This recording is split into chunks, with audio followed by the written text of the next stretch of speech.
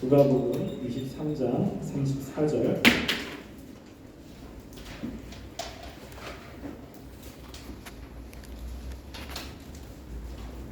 함께 말씀을 공독하겠습니다.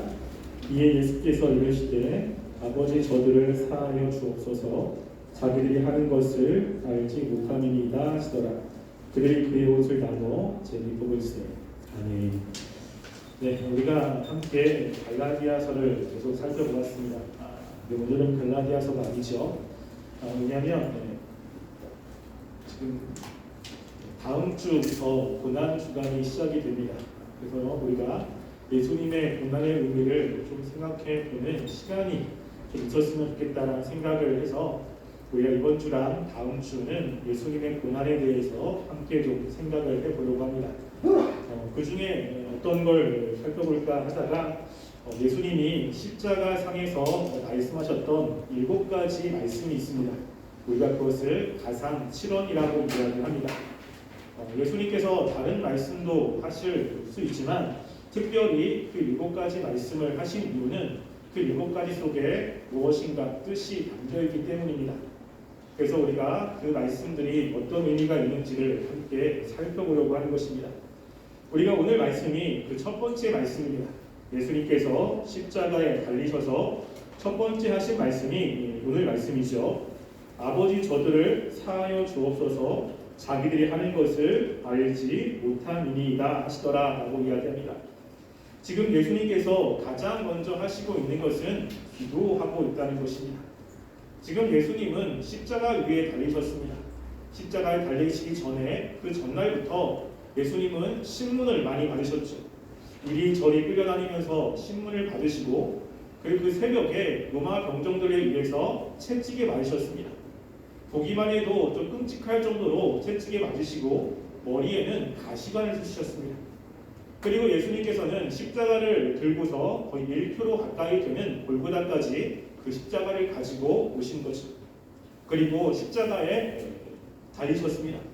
지금 예수님의 상황은 몸도 굉장히 힘들고 마음도 힘든 상황입니다. 굉장히 억울하고 그리고 주변에 있는 사람들이 예수님을 희롱하는 이야기도 듣고 굉장히 힘들고 어려운 그런 상황 속에서 예수님이 가장 먼저 하신 것은 바로 기도였다라고 하는 것입니다. 우리가 정말로 힘들고 어려운 상황 속에서 기도를 해야 된다는 것은 다 알고 있습니다. 그런데 실제로 그렇게 하는 사람은 많지 않습니다. 지금 예수님과 같이 몸이 정말로 만신창이가 되었고 그리고 사람들로부터 비난을 많이 받아 마음도 힘든 상태에서 하나님께 기도하기는 참으로 쉽지 않을 것입니다. 근데 예수님께서는 이렇게 힘들고 어려운 상황 속에서 가장 먼저 하신 것이 바로 아버지께 기도하고 있는 삶이었다라고 하는 것이죠. 이것은 우리들에게 굉장히 중요한 것입니다. 즉 하나님의 말씀대로 살아가는 사람들에게는 이 기도가 얼마나 중요한지를 말씀을 하고 있는 것이죠. 기도하는 삶이 없다면, 기도가 없다면 하나님의 뜻을 이룰 수 없다는 것입니다. 그런데 이렇게 극한 사정 속에서 기도할 수 있는 사람이 과연 어떤 사람이냐라고 하는 것이죠.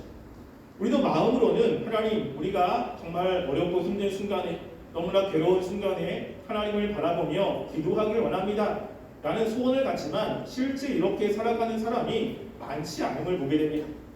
조금 어려우면 기도하지만 그 어려움이 길어지고 그리고 그 어려움이 점점점 힘들어지는 상황 속으로 바뀌면 기도는 사라지고 원망과 불평이 많은 것으로 바뀌는 경우도 참 많이 보게 되죠.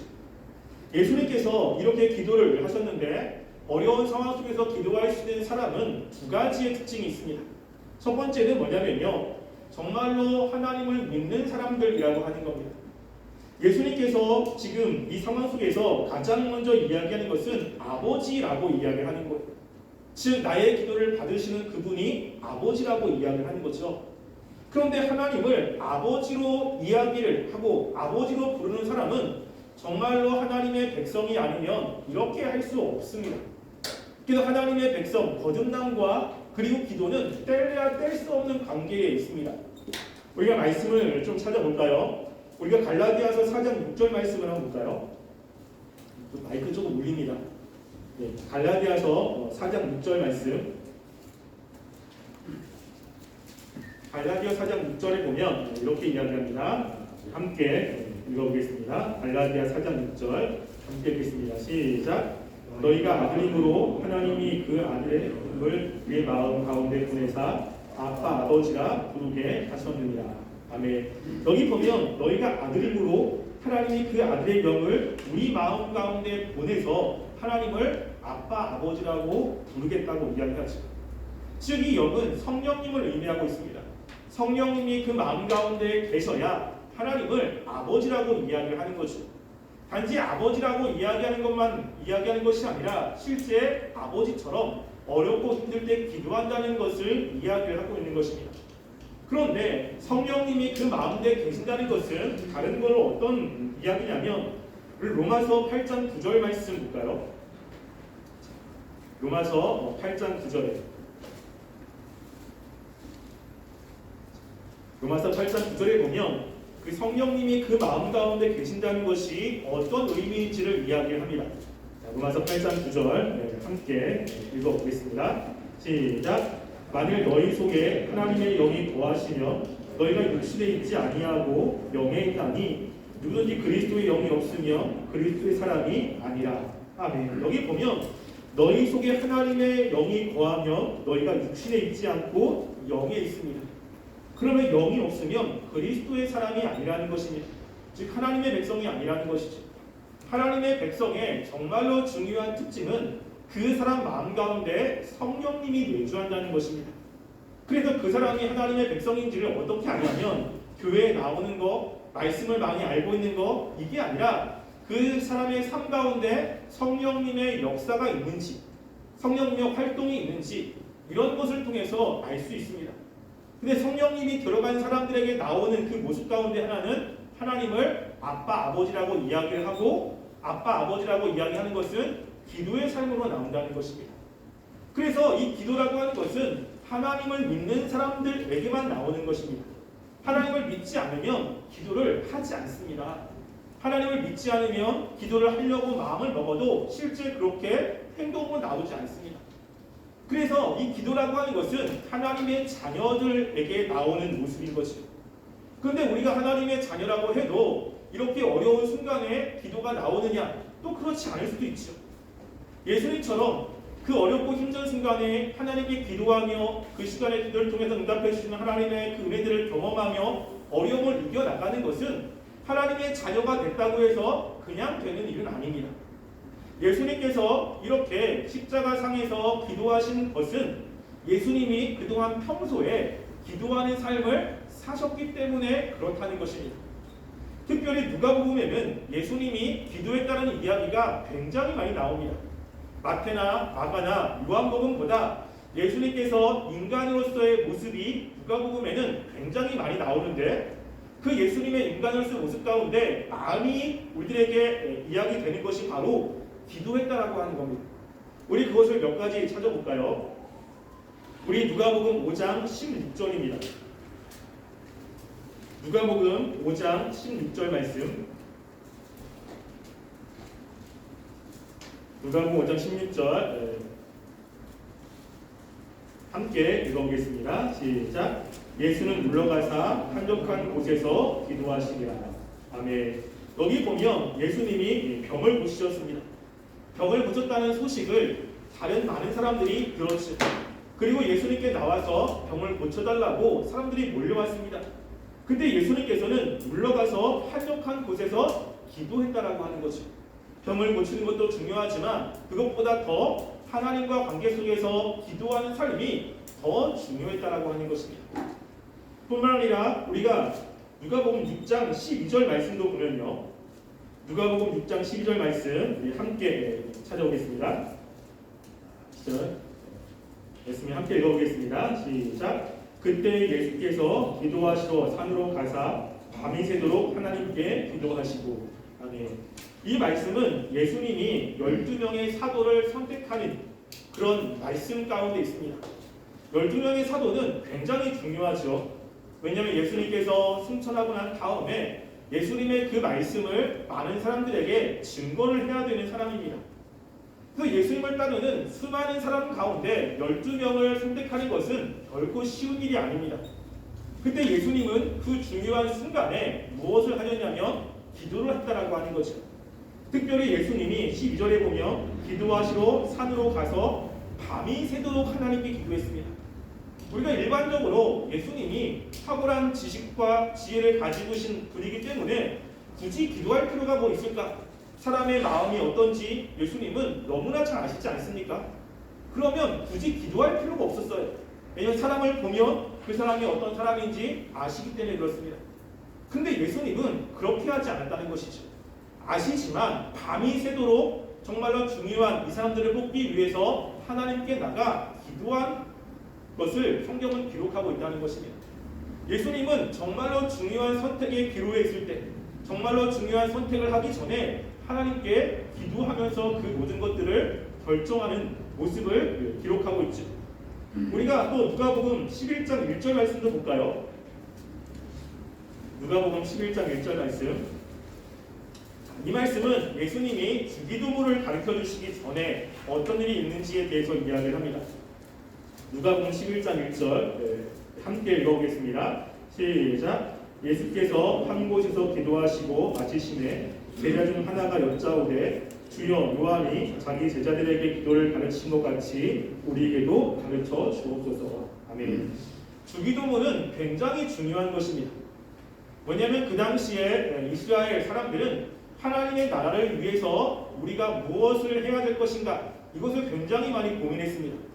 그래서 세례요한을 중심으로 한 그 제자들 그리고 SM파나 사두개파나 전부 다 우리가 하나님의 나라를 위해서 과연 무엇을 할 것이냐 이거를 고민하고 그 고민을 기도에 담았습니다. 그래서 그 기도를 계속하면서 우리 공동체는 하나님의 나라를 위해서 이러한 것들을 합니다 라고 하면서 자기의 공동체의 결속력을 가졌습니다. 지금 예수님이 가르친 주기도문이 그런 것입니다. 지금 예수님께서는 예수님을 믿는 사람들이 하나님의 나라를 위해서 과연 어떤 것을 해야 됩니까? 이렇게 묻는 거예요. 근데 묻기 전에 무엇을 하고 있습니까? 기도를 하고 있는 거예요. 기도를 마치시고 제자들이 예수님께 묻는 것입니다. 그래서 충분히 기도한 다음 하나님과의 관계를 맺은 다음에 이 제자들에게 그 예수님을 믿는 사람들의 공동체가 하나님을 위해서 하나님의 나라를 위해서 무엇을 해야 될지를 말씀하고 있는 것이죠. 지금까지 우리는 주기도문을 외우지 않습니까? 우리가 하나님의 나라를 위해서 주기도문 안에 있는 것들을 가지고 살겠다고 우리가 지금도 외우고 있는 것입니다. 이 주기도문 굉장히 중요한 것을 말씀하시기 전에 예수님은 기도하셨다라고 하는 것입니다. 마지막으로 누가복음 22장 39절부터 41절 말씀을 볼까요? 누가복음 22장 39절부터 41절까지 함께 공독하겠습니다. 시작. 예수께서 나가사 습관을 따라 감람산에 가시매 제자들도 따라갔더니 그곳에 이르러 그들에게 이르시되 유혹에 빠지지 않게 기도하라 하시고 그들을 떠나 돌 던진 말씀 가서 무릎을 꿇고 기도하래. 이 말씀은 겟세마네 동산에서 예수님이 하신 거죠. 이제 하나님의 때가 되어서 예수님은 십자가에 달려 돌아가셔야 될 때가 됐습니다. 근데 그것이 예수님에게는 굉장한 부담인 거예요. 생각만 하면 두려움이 마음을 사로잡았습니다. 그때 예수님께서 하셨던 것은 이 겟세마네 동산 그곳에서 기도하셨다라고 하는 것이에요. 여기서 기도했다라고 하는 것에 그 앞에 무엇이 있냐면 습관을 따라라고 기록되어 있습니다.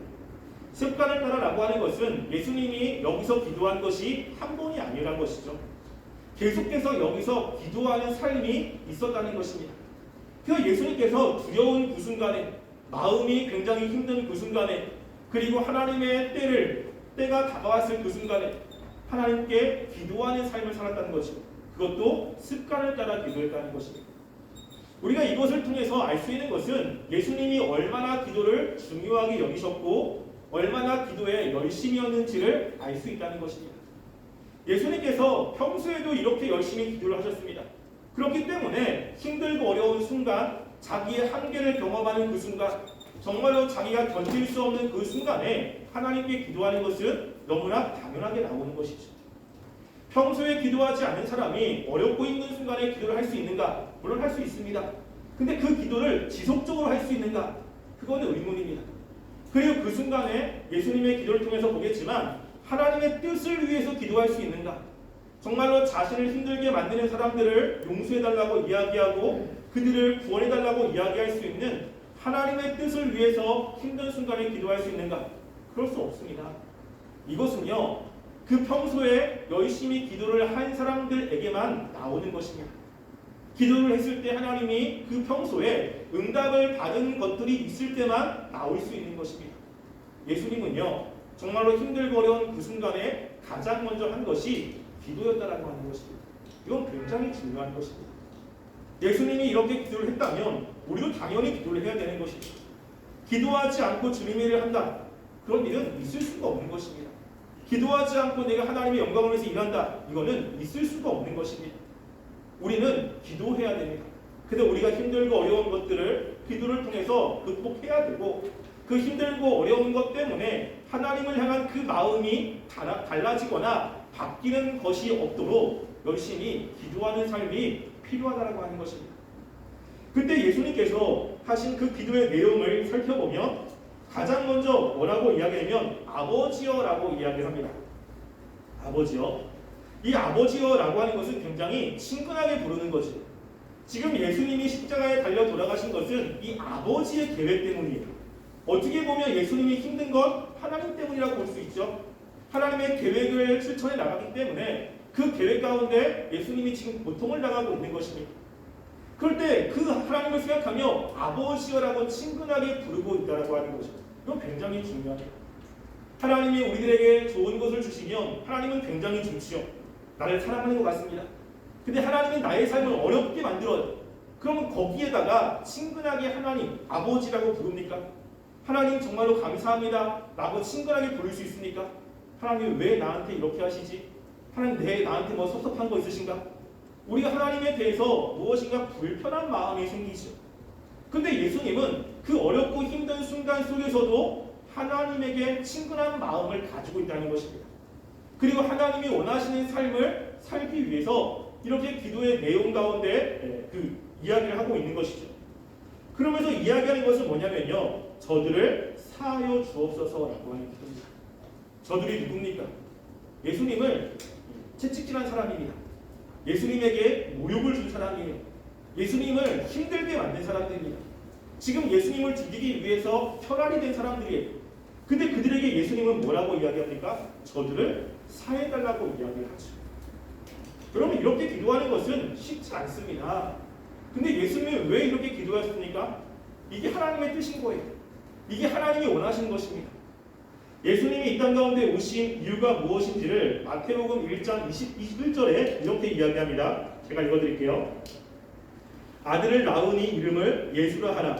이는 그가 자기 백성을 그들의 죄에서 구원할 자이심이라 라고 이야기합니다. 예수님이 오신 이유는 자기 백성을 구원하기 위해서 온 거예요. 그 구원하기 위해서 예수님은 십자가를 지신 것입니다. 예수님을 지금 모욕하고 예수님께 채찍을 한 사람 가운데 누가 있을 수 있습니까? 이 자기 백성이 있을 수 있는 거예요. 그러니까 예수님은 그냥 개인적으로 나를 힘들게 만든 사람, 하나님 저들에게 저주를 내려주세요.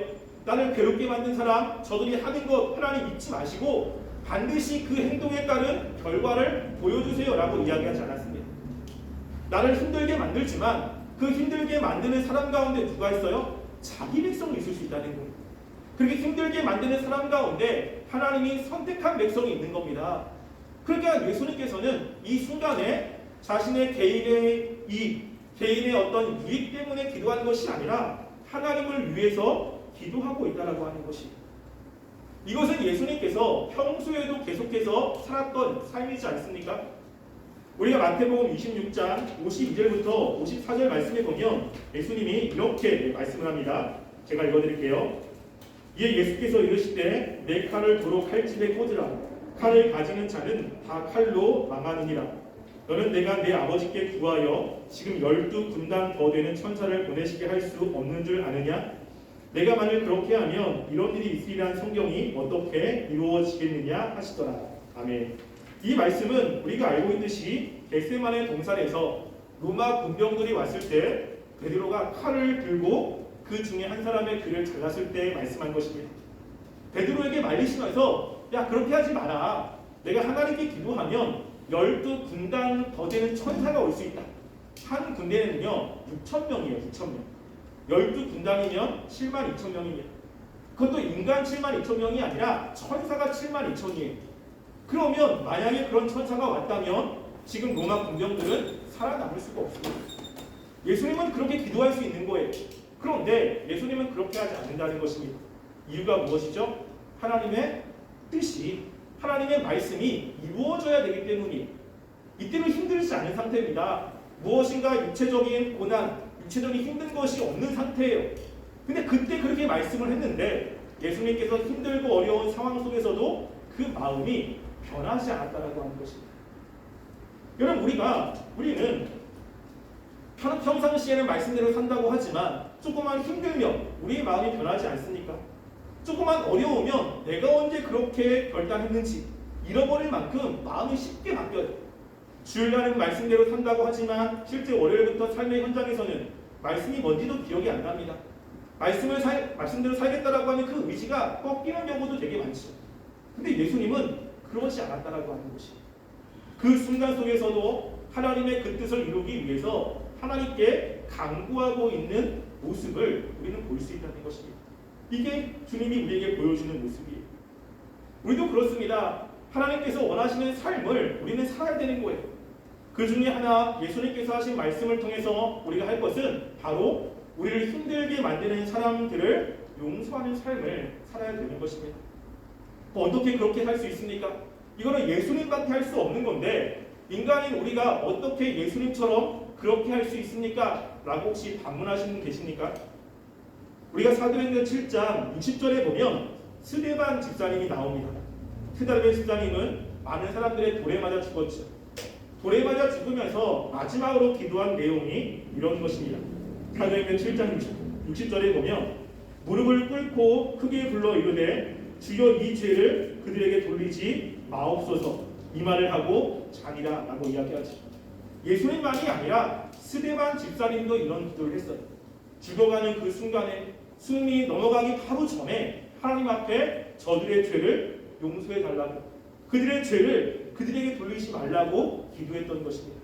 예수님만 그렇게 한 것이 아닙니다. 우리가 예수님을 따라간다고 이야기할 때는 이것이 우리에게 필요한 거예요. 나를 힘들게 하는 사람, 그들에 대한 원망, 그 마음이 풀리지 않고 정말 그들에게 하나님 무엇인가 저주해 주세요 이런 게 아니라 하나님이 우리를 용서한 것처럼 우리가 다른 사람들을 용서하는 삶이 우리에게 있어야 된다고 하는 것입니다. 하나님의 일을 내 중심적으로 그리고 내 유익 중심적으로 우리가 생각하는 것이 아니라 하나님의 뜻이 무엇인지를 보고 그것 때문에 때로는 내가 힘들지라도 그것 때문에 내가 손해를 볼지라도 하나님이 뜻이 이루어진다면 거기에 그 모든 것을 감내해낼 그러한 신앙이 필요한 것이죠. 그러기 위해서 기도하고 있는 것입니다. 우리가 마지막으로 살펴볼 것은 무엇이냐면요. 지금 예수님께서 저들의 죄를 사하여 주시옵소서라고 이야기합니다. 그러면 그 다음에 뭐라고 이야기하죠? 자기들이 하는 것을 알지 못함이니이다 라고 이야기합니다. 지금 예수님께서는 이 로마 병정들이 예수님께 채찍질하고 그리고 예수님을 모욕하는 사람들이 자기들이 지금 뭘 하는지를 모르고 있는 거예요. 자신들이 지금 어떤 행동을 하고 있는지를 모르기 때문에 지금 그렇게 하고 있다는 것입니다. 여러분 때로는 우리가 무지가 모르는 것이 우리 약이 될 때가 있습니다. 그러니까 모르는 게 훨씬 더 편할 때가 있죠. 그런데 신앙에서는 무지는 절대 우리들에게 도움이 되지 않습니다. 우리가 고린도전서 12장 8절에 보면 사도 바울이 이렇게 이야기를 합니다. 고린도전서 2장 8절입니다. 제가 읽어드릴게요. 고린도전서 2장 8절에 보면 이 지혜는 이 세대의 통치자들이 한 사람도 알지 못하였나니 만약 알았더라면 영광의 주를 십자가에 못 박지 아니하였으리라 라고 이야기합니다. 이 세상의 사람들이 주님을 몰라요. 몰랐기 때문에 예수님을 십자가에 못 박았지 만약에 예수님을 알았다면 절대 예수님을 십자가에 못 박지 않았다라고 이야기를 합니다. 무엇입니까? 무지 때문이라는 것이에요. 무지.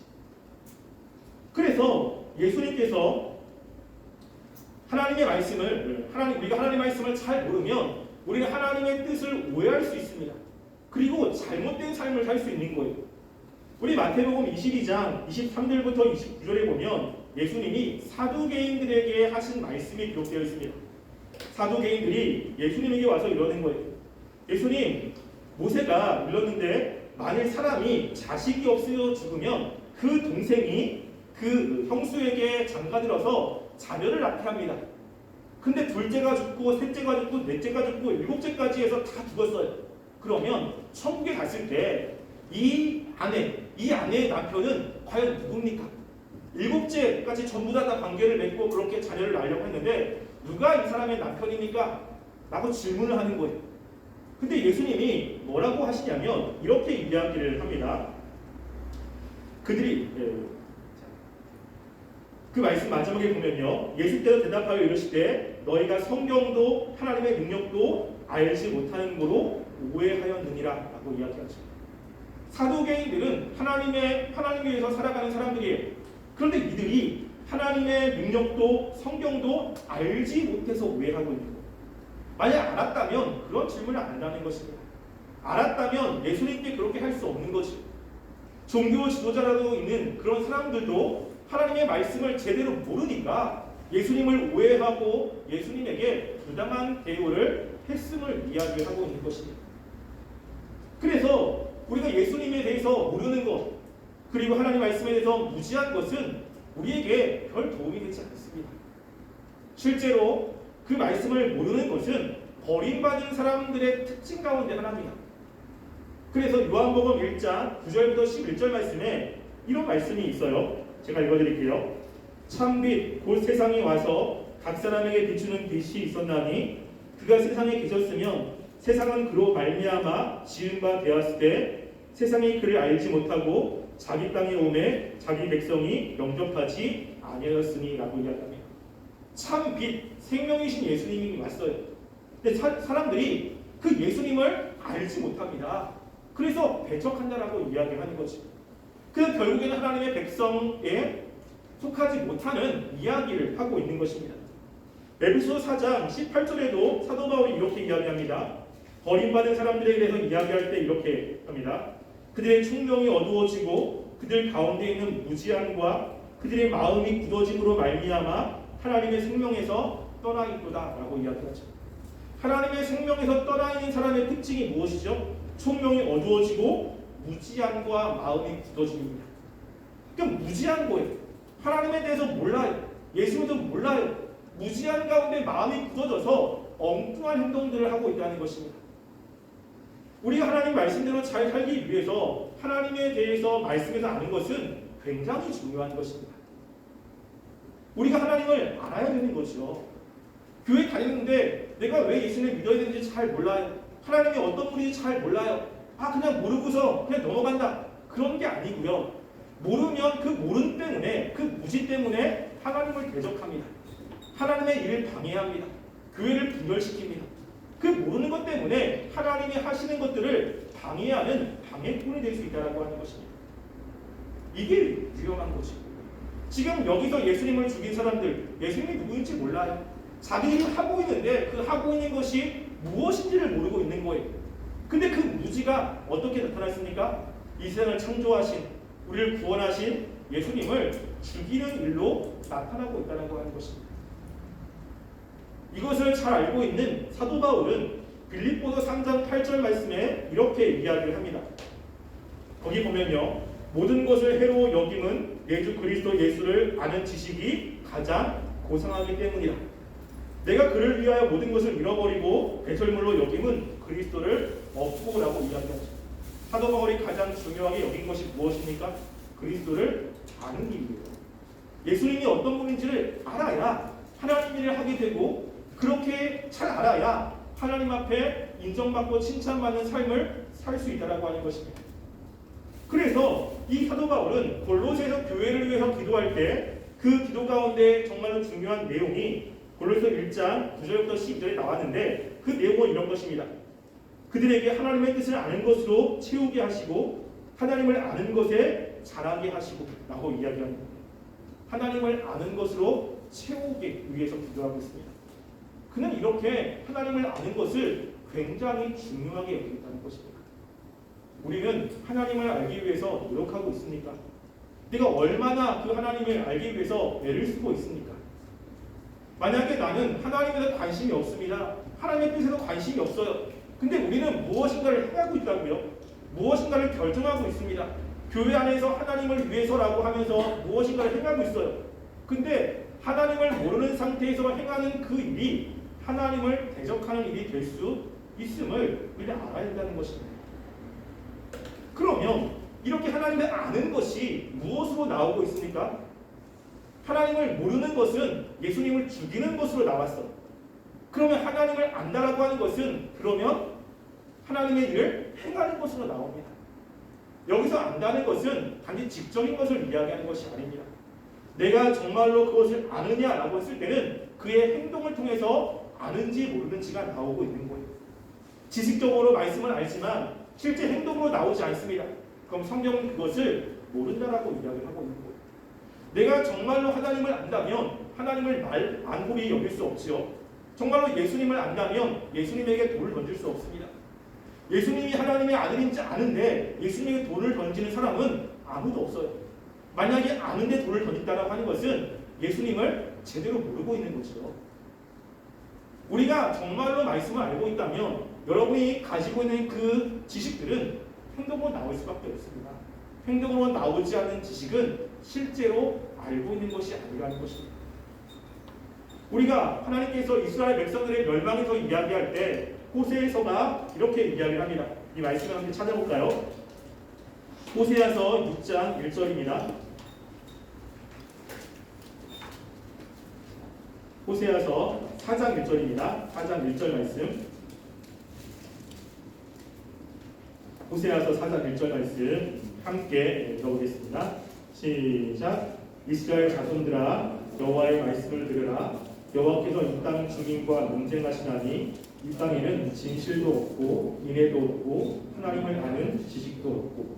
아멘. 여기 보면 하나님이 이스라엘 백성과 논쟁을 하고 있는 거예요. 그래서 이스라엘 백성이 멸망할 수밖에 없는 것입니다. 하나님이 볼 때 이스라엘 백성은 진실도 없어요. 사랑도 없습니다. 하나님을 아는 지식도 없는 거예요. 여러분 근데 이스라엘 백성들이 하나님을 모릅니까? 누구보다 하나님의 말씀을 잘 알고 있어요. 누구보다 하나님을 잘 알고 있습니다. 다른 어떤 민족보다 하나님에 대한 지식은 이들에게는 그 평상시 그리고 역사적으로 너무나 잘 알고 있는 말씀이에요. 근데 하나님이 뭐라고 이야기해요? 지식이 없다라고 이야기해요. 하나님에 대한 지식이 없는 이들이 어떻게 나타나냐면 2절로 나타납니다. 2절. 2절로 함께 읽어보겠습니다. 시작. 오직 저주와 속임과 살인과 도둑질과 가늠꾼이요 포악하여 피를 피로 뒤이음이라.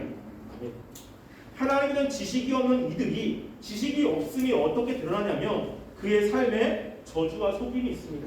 살인이 있고 도둑질과 간음이 있는 거예요. 난 하나님을 압니다. 하나님이 이런 분입니다. 근데 정말로 하나님을 안다면 이들은 살인할 수 없습니다. 속일 수 없어요. 왜냐하면 하나님은 다 보고 계시잖아요. 그리고 우리의 행동에 대해서 하나님은 심판하시잖아요. 그러면 이런 행동을 할 수가 없는 거예요. 그런데 하나님은 모든 것을 다 아시고 모든 것을 다 보시고 모든 것을 심판한다고 이야기를 하는데 남들 모르게 속입니다. 다른 사람들을 살인합니다. 그렇다는 것은 무엇이죠? 하나님을 모르고 있다는 겁니다. 정말로 하나님을 안다면 그렇게 행할 수 없다라고 하는 것입니다.